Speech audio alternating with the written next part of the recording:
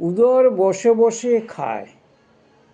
একদিন উদরের অর্থাৎ পেটের সঙ্গে শরীরের অঙ্গদের বিবাদ হলো। তারা সকলে কঠোর পরিশ্রম করে, তারা খেটে পেটের খাবার জোগাড় করে, কিন্তু উদর কিছু করে না, অথচ বসে বসে খায়, শুধুই খায়।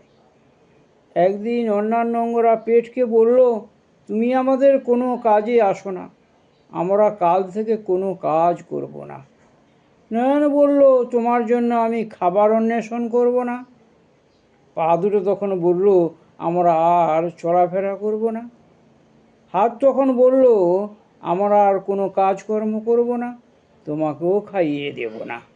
দাঁত বলল, আমি তার চিবাবো না। জীব তখন বলল, আমি কি প্রকার স্বাদ গ্রহণ করব। এইভাবে কয়েকদিন চলার পর দেখল ক্রমে ক্রমে অঙ্গ দুর্বল হয়ে পড়ছে। তখনই পেট বলল, এবার তো প্রমাণ হলো আমি বসে বসে খেলেও তোমাদের শক্তি যোগাই, যার ফলে তোমরা কাজকর্ম করতে পারো। তারপর থেকে ওদের বোধোদয় হলো এবং পূর্বের মতো কাজ করতে থাকলো।